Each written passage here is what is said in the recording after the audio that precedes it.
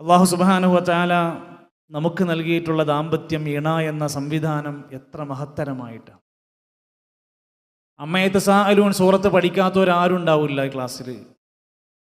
ആ സൂറത്തിലെ 10 പ്രധാനപ്പെട്ട ദൃഷ്ടാന്തങ്ങൾ ഇങ്ങനെ എണ്ണി പറയുന്നുണ്ടല്ലോ. അലം നജ്അലിൽ അർള മിഹാദ വൽ ജിബാല ഔതാദ, പർവ്വതം ദൃഷ്ടാന്തമാണ്, ഭൂമി ദൃഷ്ടാന്തമാണെന്നൊക്കെ പറഞ്ഞിട്ട് വഖലഖനാകും അസ്വാജാ വജഅൽനാ നൗമകും സുബാതാ വജഅൽനൽ ലൈല ലിബാസാ.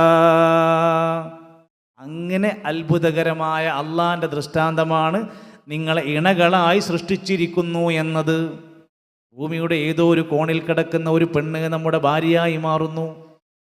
എത്രയോ ആളുകൾ പെണ്ണ് കാണാൻ വന്നിട്ട് അവസാനം ഈ ഇരിക്കുന്ന ഒരാളെ എനിക്ക് ഭർത്താവായി കിട്ടുന്നു. അത് അള്ളാഹ് തീരുമാനിച്ചൊരു തീരുമാനമാണ്.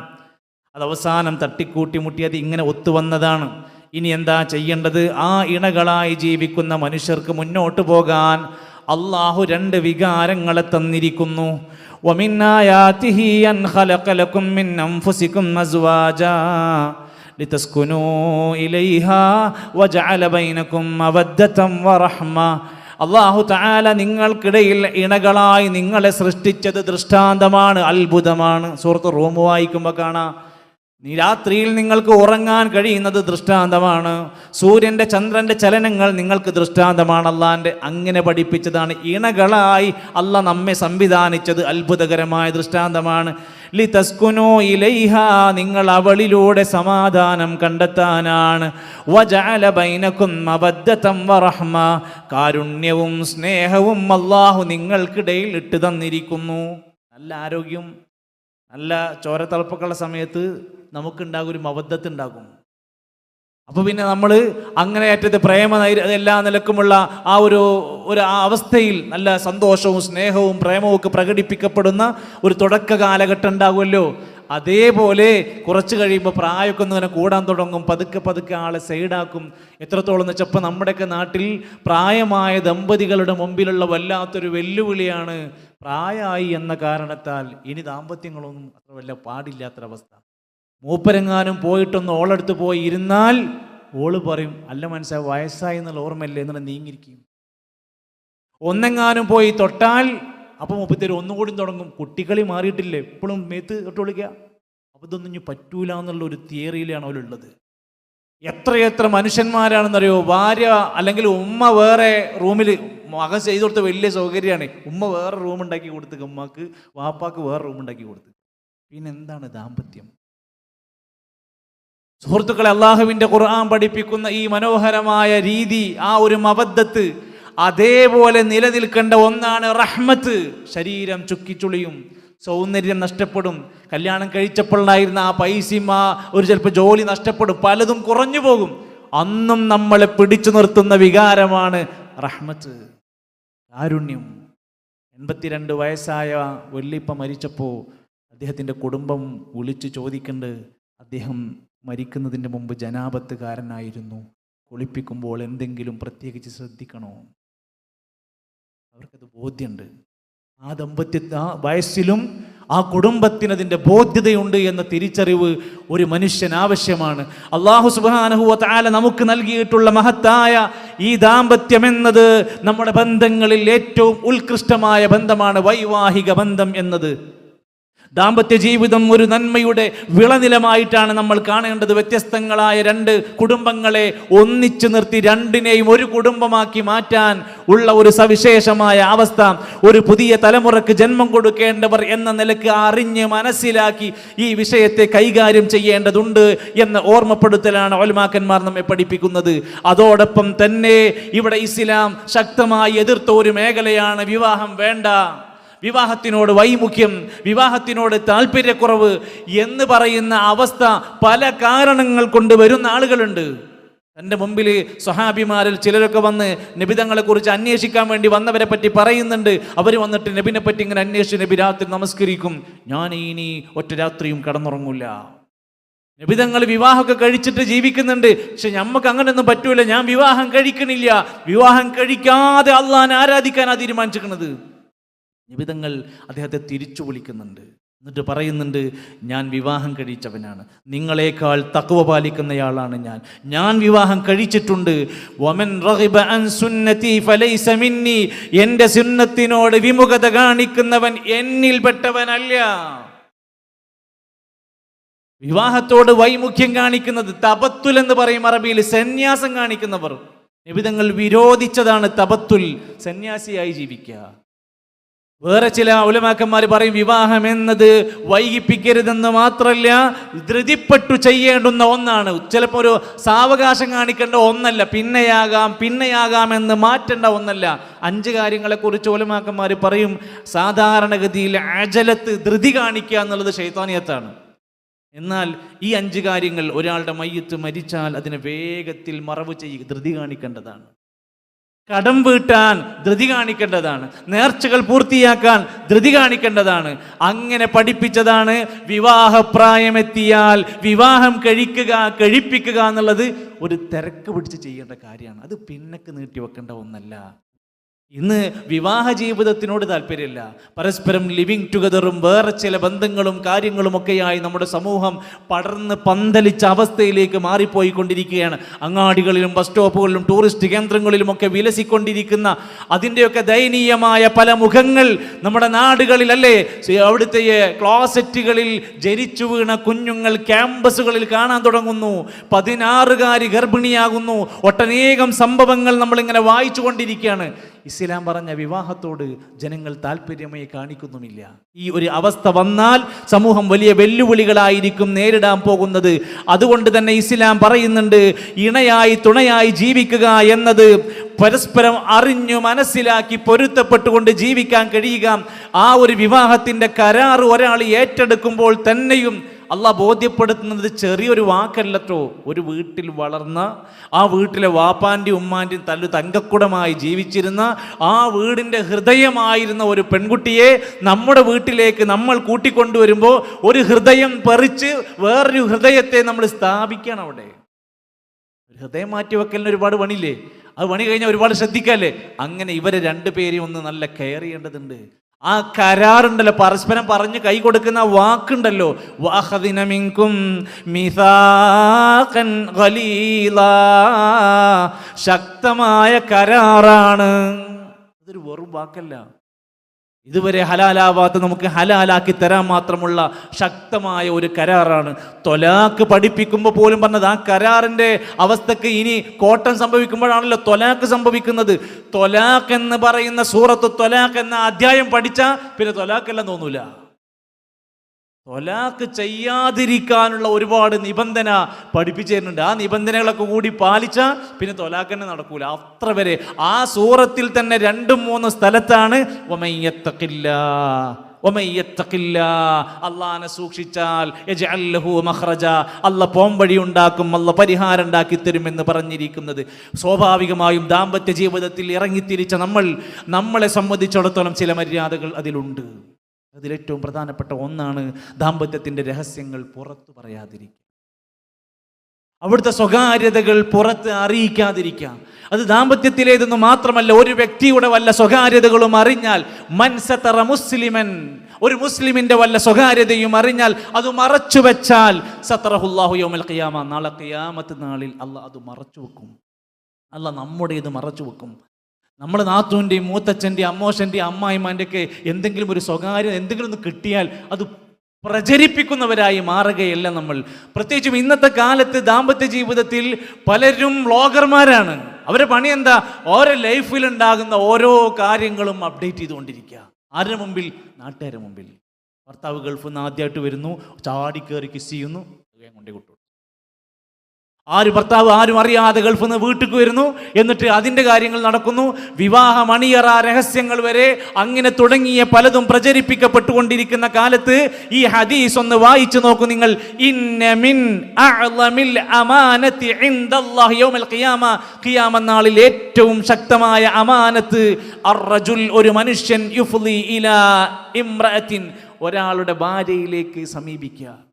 അവൾ അവനിലേക്കും സമീപിക്കുകയാണ്. എന്നിട്ട് സുമ്മ യൻഷുറു സിർറഹ, അതിൻ്റെ രഹസ്യങ്ങൾ പുറത്തു പറയുക എന്നത് ഏറ്റവും വലിയ അമാനത്തിന് കോട്ടം വരുത്തുന്ന കാര്യമാണ് എന്നും മറ്റൊരു ഹദീസിൽ ഇന്ന മിൻ അശർരിൻ നാസി, മനുഷ്യന്മാരുടെ കൂട്ടത്തിലെ ഏറ്റവും ഷർറുള്ള ആൾക്കാരാണ് അവരെന്ന് റസൂലുള്ളാഹി സ്വല്ലല്ലാഹു അലൈഹി വസല്ലമ പഠിപ്പിച്ചു തരിക. നമ്മുടെ സ്വകാര്യതകൾ അത് മറച്ചു വെക്കാനുള്ളതാണ് എന്ന ബോധ്യമാണ് അവിടുന്ന് പഠിപ്പിച്ചു തന്നിരിക്കുന്നത്. ചില ഹദീസുകളിൽ അത്തരം സ്വഭാവമുള്ള ആളുകൾ ഷൈത്താനാണെന്ന പ്രയോഗം വരെ നമുക്ക് കാണാൻ സ്വഹീഹുൽ ജാമിഇലൊക്കെ വായിക്കുമ്പോൾ കാണാൻ സാധിക്കും. അതേപോലെ തന്നെ ഒരു സഹോദരി അവൾ ഏറ്റവും നല്ലവളായ, നല്ല മര്യാദയുള്ള, അദബുള്ളവളായി മാറുന്നത് എപ്പോഴാ? ഫസ്വാലിഹാതു ഖാനിതാതുൻ ഹാഫിളാതുൻ ലിൽ ഗൈബി ബിമാ ഹഫിളല്ലാഹ്.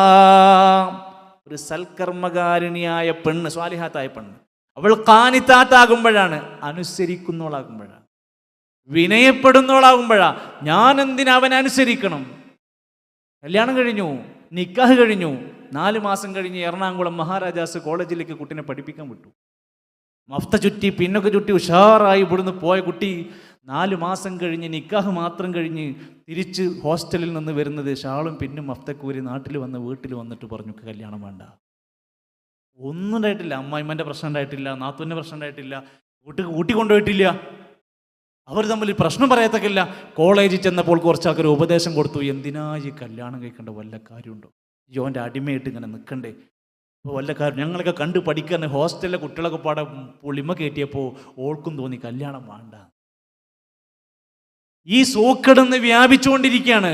ഇത് ഇന്ന് മാരകമായി നമ്മുടെ ജീവിതങ്ങളെ ബാധിച്ചുകൊണ്ടിരിക്കുക. വിവാഹം കഴിഞ്ഞ 5, 10, 20 ദിവസം കഴിയുമ്പോഴത്തേക്ക് ഡിവോഴ്സിന് വേണ്ടി വാദിച്ചുകൊണ്ടിരിക്കുന്നവരുടെ എണ്ണം വർദ്ധിക്കുകയാണ്.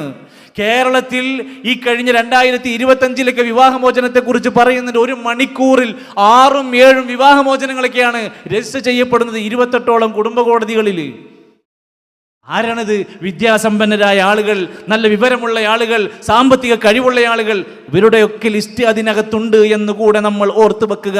ഒരു സ്വാലിഹാത്തായ പെണ്ണ്, അവൾ അനുസരണയുള്ളവളാണ്, ഹാഫിളാത്തുൻ, സൂക്ഷ്മതയുള്ളവളാണ്, അള്ളാഹ് സൂക്ഷിക്കാൻ പറഞ്ഞതെല്ലാം സൂക്ഷിക്കുന്നവളാണ്.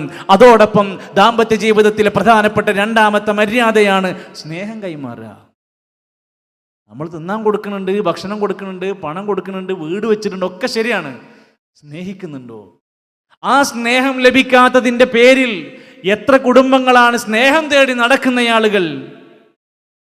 ആ സ്നേഹത്തിൻ്റെ പേര് പറഞ്ഞുകൊണ്ട് മാത്രം വീട്ടിൽ സ്ഥിരമായി ദൈനംദിന ജീവിതത്തിൽ വഴക്കും വക്കാണവുമായി മുന്നോട്ട് പോകുന്നവർ, കണ്ണീരോടെ തലയിണകളിൽ കണ്ണീരൊലിപ്പിച്ച് കഴിഞ്ഞു പോകുന്ന എത്ര ജീവിതങ്ങളുണ്ട്. മനുഷ്യരെ, അമ്മക്ക് എന്തിനാ പടച്ചോനെ കൽബ് തന്നത്? നമുക്കെന്തിനാണ് ഒരു ഇണ തന്ന്? സ്നേഹിക്കാനാണ്. ആ സ്നേഹത്തിന് ഇനി മറുമരുന്നില്ല എന്ന തിരിച്ചറിവുണ്ടാവുക. നബി സല്ലല്ലാഹു അലൈഹി വസല്ലം അവിടുന്ന് ഏറെ പഠിപ്പിക്കുന്നുണ്ട്. നബി തങ്ങൾക്ക് ഏറ്റവും ഇഷ്ടം ആരോടെന്ന് ചോദിച്ചാൽ അവിടുന്ന് പറയും, എനിക്ക് ഏറ്റവും ഇഷ്ടം എൻ്റെ ഇണയോടാണ് എന്ന് പറഞ്ഞ രംഗം ഒരിക്കൽ റസൂലുള്ളാഹി സ്വല്ലല്ലാഹു അലൈഹി വസല്ലമനോട് അംർ ഇബ്നു ആസ് റളിയല്ലാഹു അൻഹു വന്ന് ചോദിക്കുകയാണ്, നബിയെ നിങ്ങൾക്ക് ഏറ്റവും ഇഷ്ടം ആരെയാണ്? അവിടുന്ന് പറയുന്നുണ്ട്, ആയിഷ, എനിക്ക് ആയിഷ ബീവിനെയാണ് ഇഷ്ടം. ലോകത്ത് എത്ര ആളുകൾ അപ്പുറത്തപ്പുറത്തൊക്കെ ഉണ്ട്. ചോദിച്ച വ്യക്തിൻ്റെ പേര് പറയാനാണ് ഇഷ്ടപ്പെടുന്നത്. നബി തങ്ങളോട് തിരിച്ചു വെച്ചു, നബി 2ാമത് ആരെയാണ് നിങ്ങൾക്ക് ഇഷ്ടം? അബൂഹ, അവരുടെ വാപ്പാനെയാണ്. നമ്മുടെ നാട്ടിലെ അമ്മോശൻ എന്നൊക്കെ പറയില്ലേ, നമ്മൾ ആരെങ്കിലും പറയുമോ എനിക്ക് ഏറ്റവും ഇഷ്ടം എൻ്റെ അമ്മോശനെയെന്ന്? കണ്ടാ മിണ്ടൂല്ല. എത്ര കൊല്ലായി ആ മനുഷ്യൻ്റെ അടുത്തേക്ക് പോയിട്ട്. ആ മനുഷ്യനെ കാണാൻ ഭാര്യനെ പോലും പറഞ്ഞേക്കാത്ത, ഭാര്യ വീട്ടിൽ പോണത് എന്തോ കുറ്റകരമായി കാണുന്ന മനുഷ്യന്മാർ നബി തങ്ങളോട് ചോദിക്കുകയാണ്, നിങ്ങൾക്ക് പിന്നെ ആരെയാണ് ഇഷ്ടം? അബൂഹ, അവരുടെ വാപ്പയായ അബൂബക്കർ സിദ്ദീഖ് റളിയല്ലാഹുവിനെയാണ് ഇഷ്ടം. നബി 3ാമത് നിങ്ങൾക്ക് ആരെയാണ് ഇഷ്ടം? ഉമർ ഖത്താബ് തങ്ങളെയാണ് ഇഷ്ടം. നമ്മളോട് ആരെങ്കിലും ചോദിച്ചാൽ നമ്മൾ ആദ്യം നമ്മളെ ഭാര്യൻ്റെ പേര് പറയും. ഏറ്റവും ഇഷ്ടം ആരെയാണ്? എനിക്കെൻ്റെ ഭാര്യയാണെന്ന് നമ്മൾ പറയുമോ? പറയാൻ കഴിയുക എന്നതാണ് ഇസ്ലാമിൻ്റെ അദബുകളുടെ കൂട്ടത്തിൽ ഏറ്റവും എണ്ണപ്പെട്ട് പഠിപ്പിച്ചത്. നബി സല്ലല്ലാഹു അലൈഹി വസല്ലം പറഞ്ഞു, എനിക്ക് ഈ ദുനിയാവിൽ ഒരുപാട് വിഭവം ദുനിയാവിലുണ്ട്, ദുനിയാവിൽ ഒരുപാട് ആനന്ദങ്ങളുണ്ട്, പക്ഷേ എനിക്ക് ഏറ്റവും ഇഷ്ടം ഹുബ്ബിബ ഇലയ്യ മിന ദുനിയ, എനിക്ക് ദുനിയാവിൽ ഏറ്റവും ഇഷ്ടകരമായി മാറിയിരിക്കുന്നു അന്നിസാ, സ്ത്രീ അഥവാ എൻ്റെ ഇണകളും, വൽ വത്വീബ്, സുഗന്ധവുമാണ് എനിക്ക് ഏറ്റവും ഇഷ്ടം. വജുഇല ഖുർറതു ഐനി, എനിക്ക് ഏറ്റവും കൺകുളിർമയുള്ളത് എൻ്റെ നമസ്കാരത്തിലാണ്. ആ ആ ജീവിതത്തെ ഒന്ന് വായിച്ചു നോക്കി. നബി തങ്ങൾക്ക് ഏറ്റവും ഇഷ്ടം നമസ്കാരത്തിലൂടെ കൺകുളിർമയും ആസ്വാദനവും നേടിയെടുക്കാനാണ്. നബി സല്ലല്ലാഹു അലൈഹി വസല്ലമയുടെ പ്രിയപ്പെട്ട ആ ദാമ്പത്യ ജീവിതത്തെ വായിക്കുന്ന ആർക്കും അറിയാൻ കഴിയുന്ന, നമ്മുടെ ജീവിതത്തെ നമ്മൾ ആഗ്രഹിക്കേണ്ടതുന്ന ഒരു വലിയ നബി തങ്ങളെ ഇത്തിബാ ചെയ്യുക എന്ന രൂപത്തിലേക്ക് നമ്മൾ കടന്നു വന്നാൽ, നബി സല്ലല്ലാഹു അലൈഹി വസല്ലം അവിടുത്തെ ഭാര്യമാർ 11 ഭാര്യമാരുടെ കൂടെ ജീവിച്ചതാണ്. നമുക്കൊന്ന് അല്ലെങ്കിൽ 2 ഇല്ലേ? ശരി, ആ ഭാര്യമാരുടെ കൂടെ ജീവിച്ച നബി തങ്ങൾ അവരെ വിളിച്ച് ചോദിക്കുന്നുണ്ട്, ഞാൻ നിങ്ങൾക്ക് എന്തെങ്കിലും നിലക്കുള്ള പ്രയാസങ്ങൾ ഉണ്ടാക്കിയിട്ടുണ്ടെങ്കിൽ നിങ്ങൾ പറയണം. ഒരിക്കലും അവരാരും പറഞ്ഞിട്ടില്ല, പറയാൻ അവർക്ക് പ്രയാസം ഉണ്ടായിട്ടില്ല. എന്ന് മാത്രവുമല്ല, നബി സല്ലല്ലാഹു അലൈഹി വസല്ലമയുടെ പ്രിയപ്പെട്ട ഭാര്യമാരോടൊപ്പമുള്ള ജീവിതത്തെ വായിക്കുന്ന സമയത്ത് കാണാൻ സാധിക്കും, രാവിലത്തെ പ്രഭാത കർമ്മങ്ങൾ കഴിഞ്ഞാൽ എല്ലാ ഭാര്യമാരുടെയും വീട്ടിലൊന്നും കയറും, കുറച്ചേരം വർത്താനം പറയും, വിവരങ്ങൾ ചോദിക്കും, സ്നേഹപങ്കുവെക്കലൊക്കെ കഴിയും. എന്നിട്ട് എല്ലാവരെയും ആ റൗണ്ട് പൂർത്തിയാക്കും. വൈകുന്നേരത്ത് കിടന്നുറങ്ങുന്നതിന് മുമ്പ് തൻ്റെ പ്രിയപ്പെട്ട സഹധർമ്മിണിമാരെ വീണ്ടും പോയി സന്ദർശിക്കും. എന്നിട്ടും അവരോടൊപ്പമുള്ള കാര്യങ്ങൾ അന്വേഷിക്കും, മനസ്സിലാക്കും. എന്നിട്ട് അവസാനം അന്ന് തീരുമാനിക്കപ്പെട്ടത് ആരുടെ ദിവസമാണെങ്കിൽ അവരുടെ വീട്ടിലേക്ക് എത്തും. സുഖമില്ലാതെ വല്ലാതെ പ്രയാസമായി കിടക്കാൻ ഏറെ പ്രയാസപ്പെട്ടിരുന്ന ഒരു സമയത്ത് തലകറങ്ങുന്ന അവസ്ഥകൾ വരെ വന്നപ്പോൾ പ്രിയപ്പെട്ട ആയിഷ റളിയല്ലാഹു അൻഹയുടെ വീട്ടിൽ കിടന്നോട്ടെ ഞാൻ എന്ന് അനുവാദം ചോദിക്കുന്ന രംഗന്റെ ഹദീസിൽ. എന്തിന് ഭാര്യമാരോട് പോയിട്ട് ഞാൻ എവിടെ കിടന്നു, ഞാനാണ് തീരുമാനിച്ചാൽ പോരെ? തൻ്റെ ഭാര്യമാരോടുള്ള ആ സംതൃപ്തിയെ മനസ്സിലാക്കി കൊടുക്കുക. എന്ന് മാത്രവുമല്ല, അവിടുത്തെ ഭാര്യമാരും അങ്ങനെ നബിതങ്ങളെ വാനോളം സ്നേഹിച്ച ചരിത്രമാണ് നമുക്ക് കാണാൻ കഴിയുക. ഈ സദസ്സിലിരിക്കുന്ന ആരെങ്കിലും ഖദീജ റളിയല്ലാഹു അൻഹയുടെ ചരിത്രം വായിക്കാത്തവരുണ്ടെങ്കിൽ, ബാക്കി എത്രയോ ആയിരക്കണക്കിന് സഹാബ വനിതകളുണ്ടല്ലോ, അതിൽ ഒരെണ്ണമെങ്കിലും പഠിക്കാത്തവരുണ്ടെങ്കിൽ, വിവാഹിതരാണോ വിവാഹം കഴിക്കാൻ പോകുകയാണോ, ഖദീജ ബീവിൻ്റെ ചരിത്രം വായിക്കും. എന്ന് അങ്ങനെ പറയാനുള്ള കാരണം, നബി സല്ലല്ലാഹു അലൈഹി വസല്ലമയുടെ പ്രിയപ്പെട്ട ഭാര്യമാർ പറയാറുണ്ട്, ഞങ്ങൾക്ക് ഏറ്റവും അസൂയ തോന്നിയ ഒരു സ്ത്രീയാണ് ആയിഷ ഖദീജ ബീവി.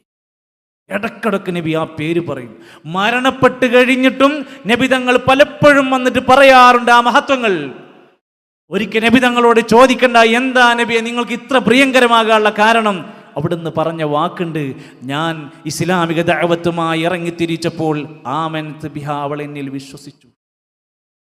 ഒരു ഭർത്താവ് എന്ന നിലക്ക് പറഞ്ഞ ആ വിശ്വാസ കാര്യങ്ങൾ പൂർണ്ണമായി ഉൾക്കൊണ്ടവൾ വിശ്വാസം സ്വീകരിച്ചു.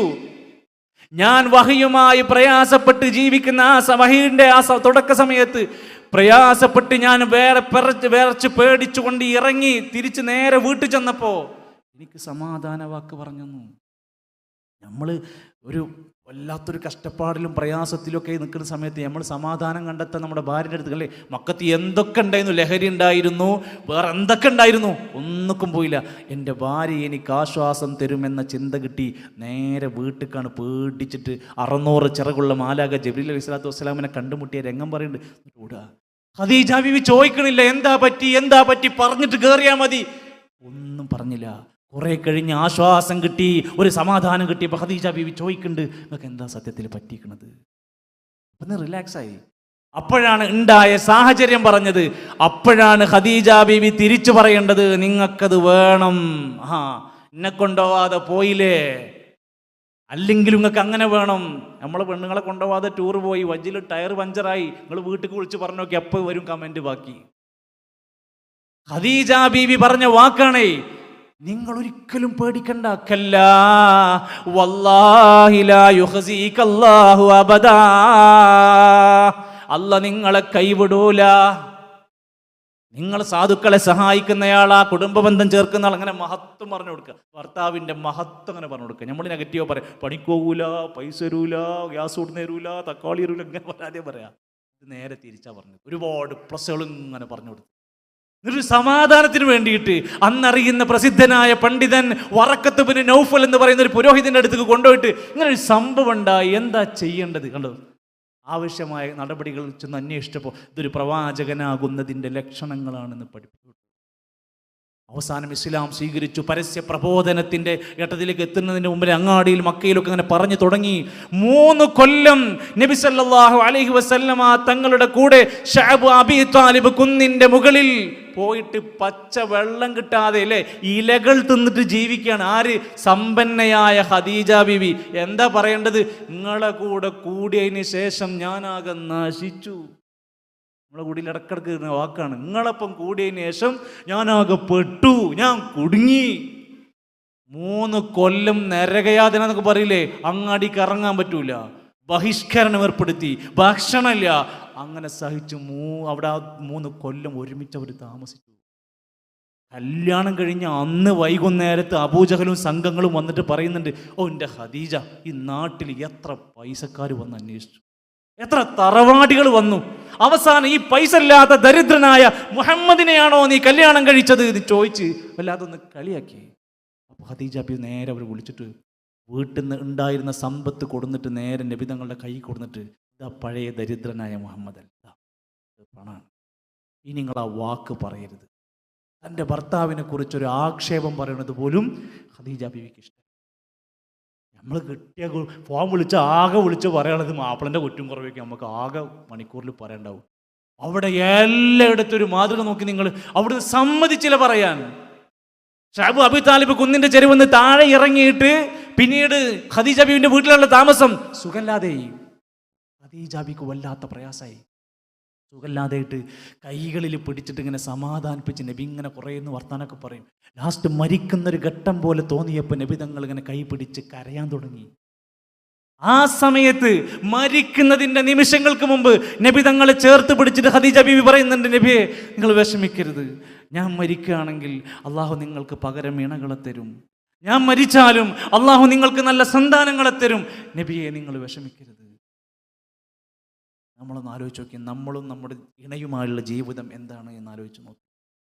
ചരിത്രത്തിലെ ഒട്ടനേകം മനുഷ്യന്മാർ അവർ അവരുടെ ദാമ്പത്യത്തെ കൃത്യമായി ഭദ്രമായി സുരക്ഷിതമായി ക്രമീകരിച്ചതുകൊണ്ട് സ്വർഗം നേടാനുള്ള വഴി അയ്യുമംറഅത്തിൻ മാതത് വസൗജുഹാ അൻഹാ റാളിൻ ദഖലത്തിൽ ജന്ന. സ്വർഗത്തിൽ പ്രവേശിക്കുമ്പോൾ ഒരു ഭർത്താവിൻ്റെ തൃപ്തിയോടെ മരിക്കാൻ കഴിയുക. കല്യാണം കഴിഞ്ഞ് 4ാമത്തെ മാസം ആക്സിഡന്റ് സംഭവിക്കുന്നു. കല്യാണം കഴിഞ്ഞ് 4ാമത്തെ മാസം ആള് കിടപ്പിലാകുന്നു, പാരലൈസ്ഡ് ആകുന്നു. അവസാനം ഈ ഭർത്താവ് പറയാണ്, നിങ്ങൾ വേറെ ഏതെങ്കിലും കല്യാണം നോക്കി, എൻ്റെ കാര്യമൊക്കെ കൈവിട്ട അവസ്ഥയിലാണുള്ളത്. ഭാര്യ പറഞ്ഞു, നിങ്ങൾ ജീവിച്ചിരിക്കുന്നിടത്തോളം കാലം എനിക്ക് നിങ്ങളെ മതി. ചെറുപ്പക്കാരിയായ ആ സഹോദരി പറഞ്ഞു, എനിക്ക് നിങ്ങളെ മതി, നിങ്ങളെ നോക്കി മരുന്ന് തന്ന് നിങ്ങളെ കൂടെ നിന്ന് നിങ്ങൾ പരിചരിച്ചാൽ മതി, എനിക്ക് വേറൊന്നും വേണ്ട. 44 കൊല്ലാണ് കിടന്നത്, 44 കൊല്ലം. അതാണ് ദാമ്പത്യം എന്ന് പറഞ്ഞ വാക്കിൻ്റെ അർത്ഥം. അത് പഠിപ്പിക്കുന്നത് മഹത്തരമായ സന്ദേശമാണ്. സുഹൃത്തുക്കളെ, ഇങ്ങനെ ജീവിതത്തിൽ അല്ലാഹു തആല നൽകിയിട്ടുള്ള മഹനീയമായ ഈ അനുഗ്രഹത്തെ ഒരു ഭർത്താവും തിരിച്ചറിയണം. ഞാൻ എൻ്റെ ഭാര്യയോടുള്ള കടമകൾ പാലിക്കണം, ഞാൻ അവരോട് ചെയ്തു കൊടുക്കേണ്ട പ്രധാനപ്പെട്ട കാര്യങ്ങൾ ചെയ്യണം. നബി സല്ലല്ലാഹു അലൈഹി വസല്ലമ തങ്ങൾ തൻ്റെ ഭാര്യയുടെ മാനസികാവസ്ഥ മനസ്സിലാക്കാറുണ്ടായിരുന്നു. എന്താ ചില കാര്യങ്ങൾ പറയൂല, പറയാതെ മനസ്സിലാക്കാൻ കഴിയേണ്ടിയിരുന്നു. പ്രത്യേകിച്ച് നമ്മുടെ പെൺകുട്ടികൾ, നമ്മുടെ സ്ത്രീകൾ എല്ലാം അങ്ങനെ പറയൊന്നുമില്ല, അവർക്ക് ഉള്ളിൽ പലതും വെച്ചോണ്ടേക്കും സംസാരിക്കുക. അപ്പൊ അതുകൊണ്ട് തന്നെ ഒരിക്കൽ ആയിഷ ബീവിനെ പറ്റി പറയാൻ നബി തങ്ങൾ ചെന്നിട്ട് പറയാൻ, ആയിഷ നിനക്ക് ദേഷ്യം ഉണ്ടെങ്കിൽ എനിക്ക് പെട്ടെന്ന് മനസ്സിലാവും കേട്ടോ, നീ നല്ല ഹാപ്പി ആണെങ്കിൽ എനിക്ക് പെട്ടെന്ന് മനസ്സിലാവും കേട്ടോ. അതെങ്ങനെ മനസ്സിലാകുക? സംസാരിക്കണതിൻ്റെ ഇടയിൽ ഫല്ലാഹി ഫവറബ്ബി മുഹമ്മദിൻ ഇടക്കിടക്ക് പറയുന്നുണ്ടെങ്കിൽ അപ്പം എന്നോട് ഭയങ്കര മഹബത്തുള്ള സമയമായിരിക്കും. എന്തെങ്കിലും കാര്യത്തിൻ്റെ പേരിൽ അല്പം ദേഷ്യം പിടിച്ചിരിക്കുന്ന സമയമാണെങ്കിൽ അപ്പോൾ നീ പറയാറുള്ളത് ഫവല്ലാഹി റബ്ബ ഇബ്രാഹീമ, ഇബ്രാഹീമിൻ്റെ റബ്ബാണ് സത്യം എന്നിട്ടാണ് പറയൽ. അപ്പോൾ ഭർത്താവ് എന്ന നിലക്ക് ഭാര്യയുടെ സംസാരത്തിലും മുഖഭാവത്തിലും അവിടുത്തെ പ്രവർത്തനങ്ങളിലും നടക്കുന്ന അവസ്ഥകളെ മനസ്സിലാക്കി പെരുമാറാനുള്ള കഴിവ് ഉണ്ടായിരുന്നു. ആയിഷ ബീബി അങ്ങനെ തന്നെ ആയിരുന്നു. നബി തങ്ങൾ മരിക്കുന്നതിന് മുമ്പ് കിടക്കുന്ന സമയത്ത് അബ്ദുറഹ്മാൻ എന്ന സഹോദരൻ കയറി വരുന്നു ആയിഷ ബീബിൻ്റെ. അങ്ങനെ അറാക്കിൻ്റെ ഗുളി കൊണ്ട് പല്ല് തേക്കുന്നുണ്ട്. നബി അറാക്ക് തരണമെന്നോ എനിക്ക് അറാക്ക് വേണമെന്നോ ഒന്നും പറഞ്ഞിട്ടില്ല. അയ്മക്ക് ഇങ്ങനെ നോക്കണ കണ്ടപ്പോൾ തന്നെ ആയിഷ ബീബി ചോദിച്ചു, നിങ്ങൾക്ക് എന്താ പല്ല് തേക്കണമെന്നുണ്ടോ, നിങ്ങൾക്ക് എന്താ അറാക്ക് വേണമെന്നുണ്ടോ, നിങ്ങൾക്ക് എന്താ മിസ്വാക്ക് വേണമെന്നുണ്ടോ? ആ തലാട്ടി. ആ അറാക്ക് ചവച്ച് അരച്ച് വൃത്തിയാക്കിയിട്ട് നിബിതങ്ങൾ ആ അറാക്കിൻ്റെ കൊള്ളിയോട് പല്ല് തേപ്പിച്ചു കൊടുത്തത് ആയിഷ ബീവി പറഞ്ഞല്ലോ, എൻ്റെ ഉമിനീരും നിബിതങ്ങളുടെ ഉമിനീരുമാണ് ലാസ്റ്റ് മിക്സഡ് ആയത്. ഇതൊക്കെ ഒരു ദാമ്പത്യത്തിൻ്റെ ജീവിതത്തിൻ്റെ ഒരു പ്രധാനപ്പെട്ട അനുഭവം. അവസാന നിമിഷത്തിലും ഇല്ല മരിച്ചാലും തീരാത്ത ഒരു ബന്ധമായി കൊണ്ട് നബി സല്ലല്ലാഹു അലൈഹി വസല്ലം ഈ ജീവിതത്തെ നമുക്ക് പഠിപ്പിച്ചു തന്നിരിക്കുകയാണ്. അതോടൊപ്പം തന്നെ ആ ജീവിതം മനോഹരമായി മുന്നോട്ട് പോകാൻ അവിടുന്ന് ഇബ്നു അബ്ബാസ് റളിയല്ലാഹു അൻഹു പോലെ പറയാറുണ്ട്, ഞങ്ങൾ അണിഞ്ഞൊരുങ്ങാറുണ്ടായിരുന്നു ഭാര്യമാർക്ക് വേണ്ടി. നമ്മൾ പെണ്ണുങ്ങൾ ഒരുങ്ങണമെന്ന് എല്ലാവരും പറയലുണ്ട്, ആണുങ്ങൾ വേർത്ത് നാറിയിട്ട് അങ്ങോട്ട് കയറി ചെല്ലുക. ഓല അങ്ങാടി കൂടെ ആടിൻ്റെ മാതിരി പലതും തിന്നിട്ട് അങ്ങോട്ട് വീട്ടിൽ വരിക, പല്ല് തേക്കുക, വൃത്തിയാക്കുക, കാര്യങ്ങളോ ഇല്ല. താടിയും മീശയും വൃത്തിയാക്കുന്ന സ്വഭാവമുണ്ടോ? കക്ഷരോമം ഗുഹ്യരോമങ്ങൾ 40 ദിവസത്തിലധികം ഉണ്ടാകാൻ പാടില്ല എന്ന് പറഞ്ഞു. നിങ്ങൾ സ്വയം നമ്മളോട് സ്വയം ചോദിക്കുക, കുളിച്ച് വൃത്തിയായിട്ടാണോ റൂമിൽ പോകാറുള്ളത്? അല്ല, എല്ലാ ജോലിയും കഴിഞ്ഞ് അവസാനം അങ്ങനെ തന്നെയാണോ നമ്മളും പോകാറുള്ളത്? നമ്മൾ സഹോദരിമാരെ പറ്റി പറയും, അവരങ്ങനെയാണ് ഇങ്ങനെയാണ്.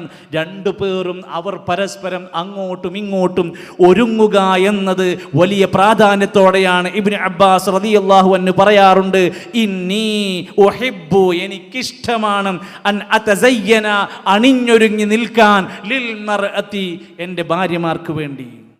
അവർ എനിക്ക് വേണ്ടി ഒരുങ്ങുന്നത് പോലെ നിബിതങ്ങൾ വീട്ടിലെത്തിയാൽ സലാം പറഞ്ഞ് ബിസ്മി ചൊല്ലി വീട്ടിൽ കയറിയാൽ പല്ല് തേക്കാറുണ്ടായിരുന്നു.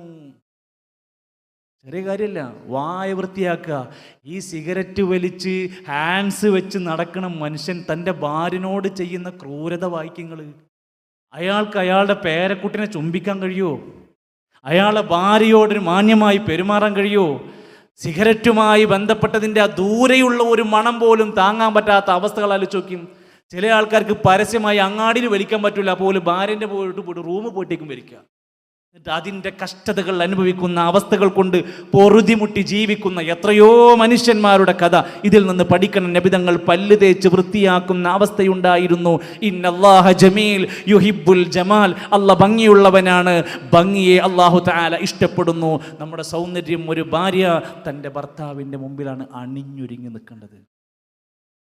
അവിടെയാണ് നമുക്ക് ഒരുങ്ങാനുള്ള അവസരം.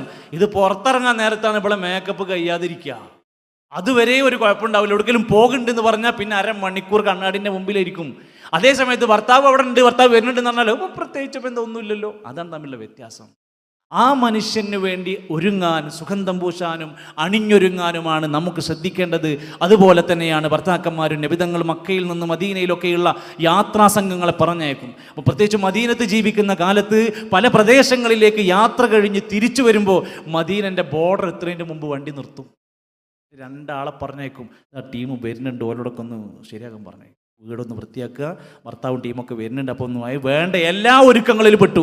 ഒന്ന് ഒരുങ്ങിയിരിക്കാൻ അവരോട് പറഞ്ഞിട്ട് അവർ പോയി വിവരം പറഞ്ഞിട്ട് തിരിച്ചു വന്നിട്ടാണ് ഈ യാത്രാസംഘം മദീനത്തേക്ക് കയറിപ്പോവുക. നമ്മൾ ഗൾഫിൽ നിന്ന് വരുമ്പോൾ വരെ വിളിച്ചു പറയുക, അത് സർപ്രൈസ് ഉണ്ട് കണ്ടാ വരിക. ഓളാണെങ്കിൽ ഏത് കോലത്തിലാണ് നിൽക്കേണ്ട, ഓളന്ന് അവിടെ കുടിയിലുണ്ടോയെന്ന് തന്നെ അറിയാത്ത അവസ്ഥയ്ക്ക് ഉണ്ടാവുക. അപ്പോൾ ഇതൊന്നും ഒരു നല്ല രീതിയല്ല, അതൊന്നും ആവശ്യവുമില്ല. ആയാതി കാട്ടിക്കൂട്ടലുകൾ നമുക്ക് ആവശ്യവുമില്ല എന്നാണ് മനസ്സിലാക്കേണ്ടത് എന്നർത്ഥം. അതോടൊപ്പം തന്നെ ഞാൻ അവസാനിപ്പിക്കുമ്പോൾ ഏറ്റവും നല്ല മാതൃകാ ദാമ്പത്യത്തിൽ പെരുമാറ്റം അനിവാര്യമാണ്. നമുക്കിടയിലുള്ള ഏറ്റവും വലിയ വില്ലൻ നമ്മളെ രണ്ടാളുടെയും സ്വഭാവ പ്രശ്നങ്ങളാണ്. ഓൾക്ക് ദേഷ്യമാണ്, ഇയാൾക്ക് പെരുന്തേശാണ്. ഓൾക്ക് കോപമുണ്ട്, ഇയാൾക്ക് മുൻകോപമുണ്ട്. പിന്നെ അങ്ങോട്ട് 2 പേരും കൂടി ഇങ്ങോട്ട് ഒരാൾ വയലൻ്റ് ആകുമ്പോൾ മറ്റാൾ ഡബിൾ വയലൻ്റ് ആവിട്ടെ പോകണം. ഒരാൾ വയലൻ്റ് ആകുമ്പോൾ ഇപ്പുറത്ത് സൈലൻ്റ് ആവണ്ടേ? അതൊന്നുമില്ല. എന്നിട്ട് 2 ആളും കൂടി ഇങ്ങനെ ഇടയിൽ കുട്ടികൾ ഇങ്ങനെ പിന്നെ പലചരക്ക് കടയിൽ എലി വട്ടമാതിരി കടന്ന് നട്ടം തിരിയാ കടന്നിട്ട് എവിടേക്കായിട്ട് നിങ്ങൾ പോകണ്ടെന്ന് അറിയാൻ. അങ്ങനെ എത്രയോ നമ്മുടെ മക്കളൊക്കെ ഈ ലഹരികളിലേക്കും വേണ്ടാത്ത കാര്യങ്ങളിലേക്കും പോകുന്നതിൻ്റെ ഒരു പ്രധാന കാരണങ്ങൾ വായിച്ചു നോക്കിയും. വീട്ടിൽ നിന്ന് സ്വസ്ഥമായ അന്തരീക്ഷം ഇല്ലാത്തവരുടെ കുട്ടികളുടെ ജീവിതം അങ്ങേയറ്റത്തെ പ്രത്യാസങ്ങളിലൊക്കെ പോണത്. ജുവൈനൽ ഹോമുകളിൽ കിടക്കുന്ന ഒരുപാട് കുറ്റവാളികളുണ്ട്. ഈ കുറ്റവാളികളുടെയൊക്കെ ലൈഫ് നിങ്ങളെടുത്ത് വായിച്ചു നോക്കിയും അവരുടെ വാപ്പയിൽ നിന്നും ഉമ്മയിൽ നിന്നും ഉണ്ടായ ഒരുപാട് പ്രത്യാഘാതങ്ങൾ അവരുടെ ജീവിതത്തെ വല്ലാതെ വേട്ടയാടിക്കൊണ്ടിരിക്കും. ഒരു ഭാര്യ ഏറ്റവും നന്നായി പെരുമാറേണ്ടത് ആരുടെ മുമ്പിലാണ്? തൻ്റെ ഭർത്താവിൻ്റെ. ഒരു ഭർത്താവ് ഏറ്റവും നല്ല ഡീസൻ്റ് ആവേണ്ടത് അവിടെ പള്ളിയിലാണോ, പ്രസ്ഥാനത്തിലാണോ, അങ്ങാടിയിലാണോ? ഏറ്റവും നല്ല മാന്യനാവേണ്ടത് ഖിയാറുക്കും ഖിയാറുക്കും ലിനിസായിക്കും, നിങ്ങളുടെ കൂട്ടത്തിലെ നിങ്ങളുടെ സ്ത്രീകളോട് ഏറ്റവും നന്നായി പെരുമാറുന്നവനാണ് നിങ്ങളുടെ കൂട്ടത്തിലെ ഏറ്റവും നല്ല മനുഷ്യൻ. ഖൈറുക്കും ലി അഹ്ലിഹി, നിങ്ങളുടെ കൂട്ടത്തിൽ ഏറ്റവും നല്ലവൻ അവനാണ്. അതേപോലെ തന്നെ ഒരു പെണ്ണ് അവൾ ഭർത്താവിനെ എപ്പോഴാണോ സന്തോഷിപ്പിക്കുന്നത് അപ്പോഴാണ് അവൾ നല്ല പെണ്ണാകുന്നത്. ഇത് കുടിക്കത്തോളം അയാൾ നല്ല ഹാപ്പി ആയിരിക്കും. വീട്ടിലെത്തി 3 മിനിറ്റ് കഴിഞ്ഞാൽ അയാൾ മൂഡ് സിംഗായി. എന്താ മൂഡ് സിംഗ് ആവാനുള്ള കാരണം? എന്തെങ്കിലുമൊക്കെ പറഞ്ഞ് മേക്കെട്ട് കയറും, പരാതികൾ പറയും, അമ്മായിമാൻ്റെ അല്ലെങ്കിൽ സ്വന്തം ഉമ്മാൻ്റെ കുറ്റം വന്ന് പറഞ്ഞു കൊടുക്കും, അല്ലെങ്കിൽ അനിയത്തിൻ്റെ ഏട്ടൻ എന്തെങ്കിലുമൊക്കെ പറയാനുണ്ടാവും. അത് പറഞ്ഞ ആ മനുഷ്യൻ്റെ എല്ലാ മൂഡും തകർക്കുന്ന അവസ്ഥ നമ്മളൊക്കെ ഇങ്ങനെ കേട്ട് പറയാറുണ്ട്. മറ്റൊരു സ്വഹാബി വന്നിട്ട് തൻ്റെ ഭാര്യൻ്റെ അടുത്ത് കിടന്ന് രാത്രിയിൽ ശയ്യ പങ്കുവെച്ചിട്ട് എന്നിട്ട് കുട്ടി മരിച്ച വിവരമൊക്കെ ഇങ്ങനെ പറഞ്ഞ കഥയൊക്കെ കേൾക്കാറുണ്ട്. നമ്മുടെ ജീവിതത്തിൽ അവസ്ഥ എന്താണെന്ന് ആലോചിക്കും. നബി തങ്ങളോട് ചോദിക്കുന്നുണ്ട്, നബിയെ ആരാണ് അയ്യുന്നിസാഇ ഖൈർ, ഏറ്റവും നല്ല സ്ത്രീ ആരാണ് നബിയെ? നബി തങ്ങൾ പറഞ്ഞു, അല്ലതി തസുറുഹു ഇദാ നദറ ഇലൈഹ, നീ നോക്കിയാൽ നിന്നെ സന്തോഷിപ്പിക്കുന്ന പെണ്ണാണ് നല്ല ഒരു പെണ്ണ്. വതുതിഉഹു ഇദാ അമറ, നീ ഒരു കാര്യം പറഞ്ഞാൽ അനുസരിക്കുന്നവളാണ് നല്ല ഒരു പെണ്ണ്.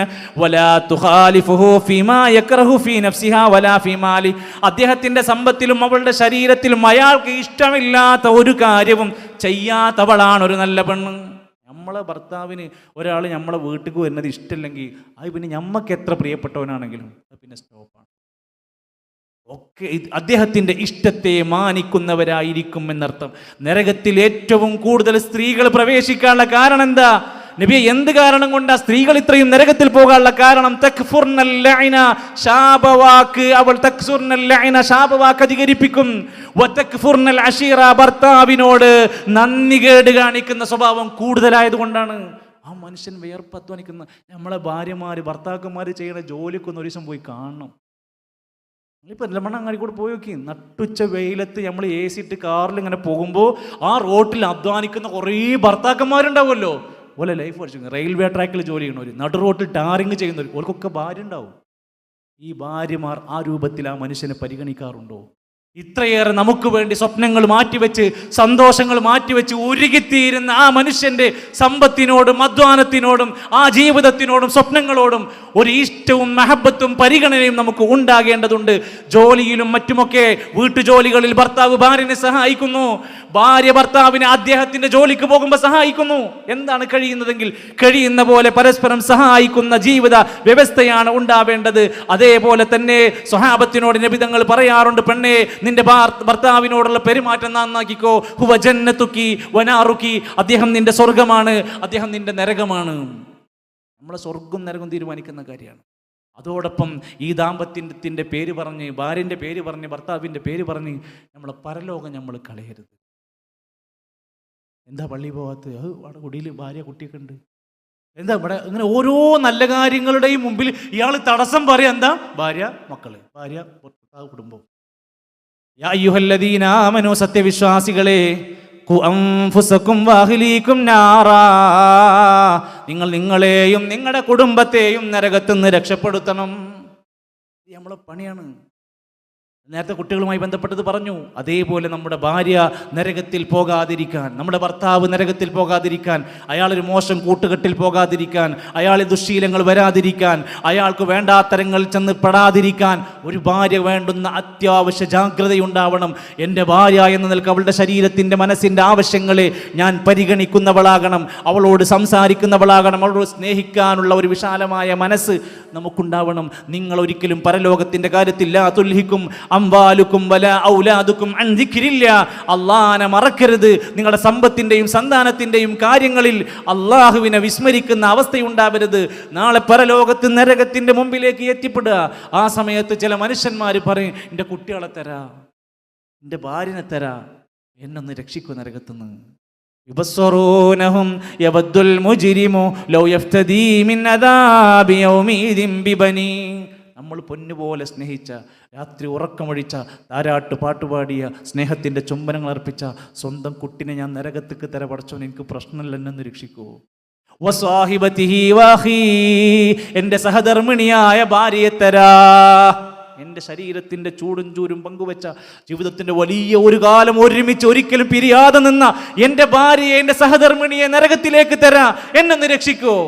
എൻ്റെ സഹോദരന്മാരെ തരാ, വഫസീലതിഹില്ലതി തുവി, എനിക്ക് അഭയം നൽകിയ കുടുംബക്കാരെ മൊത്തം തരാ, വമൻ ഫിൽ അർളി ജമീഅൻ സുമ്മ യുൻജി, ഭൂമിയിലെ മൊത്തം മനുഷ്യരെ തരാ, എന്നൊന്ന് രക്ഷിക്കൂ. നമ്മുടെ ജീവിതം, നമ്മുടെ ദാമ്പത്യം, നമ്മുടെ മക്കൾ നമുക്ക് നരകത്ത് നിന്ന് രക്ഷപ്പെടാൻ കൂടെ പറ്റുന്നതാവണം.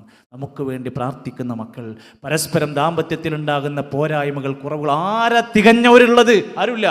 ആ പോരായ്മകൾ ക്ഷമിക്കാൻ, വിട്ടുവീഴ്ച ചെയ്യാൻ, അഫുവിന്റെ മഹത്വം പഠിച്ചവരാണ്. അല്ലാഹുമ്മ ഇന്നക അഫുവ്വുൻ തുഹിബ്ബുൽ അഫ്വ ഫഅഫു അന്നി, അല്ലാഹ് എനിക്ക് മാപ്പ് തരണേ എന്ന് പറയുന്നവരാണ്. മറ്റുള്ളവർക്ക് മാപ്പ് കൊടുക്കാൻ നമുക്ക് കഴിയണം. ക്ഷമിക്കേണ്ടുന്ന ക്ഷമ പഠിപ്പിച്ച മാസമാണ്. ദാമ്പത്യത്തിലുണ്ടാകുന്ന ഏത് പൊരുത്തക്കേടുകളെയും പ്രയാസങ്ങളെയും ക്ഷമിക്കാൻ കഴിയണം. യാതൊരു നിലക്കും ഇനി മുന്നോട്ട് പോകാൻ കഴിയില്ലെങ്കിൽ ആത്മഹത്യ ചെയ്യണം എന്നൊരിക്കലും ഇസ്ലാം പറഞ്ഞില്ല. അവിടെയാണ് പിരിയേണ്ടവരുണ്ടെങ്കിൽ പിരിയണം. അതിനാണ് ത്വലാഖ്. ജീവിതം അങ്ങനെ തീർക്കേണ്ടതില്ല. ജീവിതത്തിനൊരു മൂല്യമുണ്ട്. ജീവൻ ഒരു വലിയ വിലയുള്ളതാണ്. പക്ഷേ കേരളത്തിൻ്റെ വാർത്തകൾ വായിച്ച നിങ്ങൾ ശ്രദ്ധിച്ചു കാണൂ. 2024 ഇന്ത്യയിൽ കേരളത്തിനൊരു അവാർഡ് കിട്ടിയിട്ടുണ്ട്. ഏറ്റവും കൂടുതൽ ആത്മഹത്യ നടന്ന സംസ്ഥാനം കേരളമായിരുന്നു. 2024 10,779 പേരുടെ ജീവനാണ് ആത്മഹത്യ കൊണ്ടുപോയത്. അതിൽ ഏറ്റവും കൂടുതൽ ശതമാനം ആത്മഹത്യ ചെയ്തത് കുടുംബ പ്രശ്നങ്ങൾ കൊണ്ടായിരുന്നു. കല്യാണം കഴിയാത്തതുകൊണ്ടല്ല, കല്യാണം കഴിഞ്ഞിട്ട് കുടുംബമായി ജീവിക്കുന്ന ആളുകളിലായിരുന്നു. 2 തൊഴിലില്ലായ്മയായിരുന്നു, 3 ലഹരിയും വിഷാദ രോഗങ്ങളുമായിരുന്നു. എന്നിട്ട് അതിൻ്റെ ലാസ്റ്റ് കണക്കിൽ സർക്കാർ പുറത്തുവിട്ടിട്ടുണ്ട് 18 വയസ്സിൻ്റെയും 45 വയസ്സിൻ്റെയും ഇടയിലുള്ള ചെറുപ്പക്കാരിലായിരുന്നു ആത്മഹത്യ കൂടുതൽ. 10 ആളുകളെ എടുത്താൽ 8 പേർ പുരുഷന്മാരായിരുന്നു. ഇതൊക്കെ നമ്മൾ ഈ വിഷയത്തിലേക്ക് ഇറങ്ങണം, പഠിക്കണം. കൗൺസിലർമാരും മോട്ടിവേറ്റർമാരുമായിട്ട് പലരും പല നാട്ടിൽ പലതും നടന്ന് പ്രചരിപ്പിച്ചു കൊണ്ടിരിക്കുകയാണ്. അവർക്ക് ഇഷ്ടമുള്ളതൊക്കെ അങ്ങനെ പറഞ്ഞുകൊണ്ടിരിക്കുകയാണ്. അവർ പറയുന്നത് ദീനാണോ, ഇസ്ലാമികമായി യോജിക്കാവുന്ന കാര്യമാണോ, ഒന്നും അവർക്ക് ആവശ്യമില്ല. എന്തും വിളിച്ചു പറഞ്ഞുകൊണ്ടിരിക്കുന്ന ഒരു സാഹചര്യമാണ്. അതുകൊണ്ട് എൻ്റെ പ്രിയപ്പെട്ടവരെ, ദീന് കൊണ്ട് മാത്രമേ നമുക്ക് പരിഹരിക്കാൻ പറ്റുകയുള്ളൂ. അതുകൊണ്ട് നമ്മുടെ ദീനിനെ കൃത്യമായി പഠിച്ച് നമ്മുടെ വീട്ടിൽ, നമ്മുടെ കുടുംബത്തിൽ, ദാമ്പത്യത്തിൽ ഇസ്ലാമിൻ്റെ മനോഹരമായ ആ രൂപത്തെ, ആ കൃത്യമായ അദബിനെ കൊണ്ടുവന്നുകൊണ്ട് അള്ളാഹുവിൻ്റെ സ്വർഗത്തിലേക്ക് എത്താനുള്ള ശ്രമം അല്ലേ. മഹാനായ അബൂ സലമ റളിയല്ലാഹു അൻഹു മരിച്ചപ്പോൾ ഉമ്മു സലമ റളിയല്ലാഹു അൻഹ പറയണ്ടായി. ഉമ്മു സലമ ബീവിനോട് വന്ന ആളുകൾ പറയുന്നുണ്ട്, നബി തങ്ങൾ പോലും വന്ന് പറഞ്ഞു, ഉമ്മു സലമ നീ ക്ഷമിക്ക്. ഭർത്താവ് മരിച്ചപ്പോൾ ഉമ്മു സലമ ബീവി തിരിച്ചു പറഞ്ഞ വാക്കുണ്ട്, ഈ അബൂ സലമയേക്കാൾ മികച്ച ഒരു ഭർത്താവിനെ എനിക്ക് കിട്ടുമോ വേറെ? അങ്ങനെ നമ്മുടെയൊക്കെ ദാമ്പത്യത്തിൽ, നമ്മുടെ വീട്ടിൽ ഈ വാക്കുകൾ, ഇയാളെ കിട്ടിയതെൻ്റെ ഭാഗ്യമാണ്, ഇയാളെപ്പോലത്തെ ഒരാളെനിക്ക് കിട്ടിയതെൻ്റെ ഭാഗ്യമാണെന്ന് പറയുന്ന ഭാര്യമാരുണ്ടാകണമെങ്കിൽ നമ്മൾ ഭർത്താക്കന്മാരും തിരിച്ചുമൊക്കെ ഈ വിഷയത്തിൽ കുറ്റങ്ങൾ, കുറവുകൾ പരമാവധി ലഘൂകരിച്ച് പരസ്പരം നസീഹത്തോടെ അങ്ങോട്ടും ഇങ്ങോട്ടും പൊരുത്തപ്പെട്ട് ക്ഷമയോടെ വിട്ടുവീഴ്ചയോടെ പോകാൻ നമുക്ക് കഴിയണം. അള്ളാഹു നമുക്കേവർക്കും, ഞാൻ ഈ പറഞ്ഞതെല്ലാം ആദ്യം എന്നോടാണ്, പിന്നീടാണ് നിങ്ങളോടുള്ളൂ. അള്ളാഹു സുബ്ഹാനഹു വ തആല നമുക്ക് ഏറ്റവും ഖൈറായ നന്മയുള്ള ദാമ്പത്യ ജീവിതവും കുടുംബ ജീവിതവും അള്ളാഹു പ്രദാനം ചെയ്യുമാറാകട്ടെ. നരകത്തിൻ്റെ വിറകായി മാറുന്ന അവസ്ഥയിൽ നിന്ന് നമ്മളെയും നമ്മുടെ മക്കളെയും ഇണകളെയും അള്ളാഹു കാത്ത് രക്ഷിക്കുമാറാകട്ടെ. എല്ലാവിധ പോരായ്മകളും കുറ്റങ്ങളും കുറവുകളും അള്ളാഹു നമുക്ക് പുറത്ത് മാപ്പ് നൽകുമാറാകട്ടെ. അള്ളാഹുവേ, നിൻ്റെ വിശാലമായ മാപ്പ് ഞങ്ങൾക്ക് എല്ലാവർക്കും നൽകണമേ റഹ്മാനേ. അല്ലാഹുമ്മ ഇന്നക അഫുവ്വുൻ തുഹിബ്ബുൽ അഫ്വ ഫഅഫു അന്നാ റബ്ബനാ തവഫനാ മുസ്ലിമീന വൽഹിഖ്നാ ബിസ്സാലിഹീൻ വസല്ലല്ലാഹു അലാ നബിയിനാ മുഹമ്മദ് വൽഹംദുലില്ലാഹി റബ്ബിൽ ആലമീൻ. അസ്സലാമു അലൈക്കും വറഹ്മത്തുള്ളാഹി വബറകാതുഹു.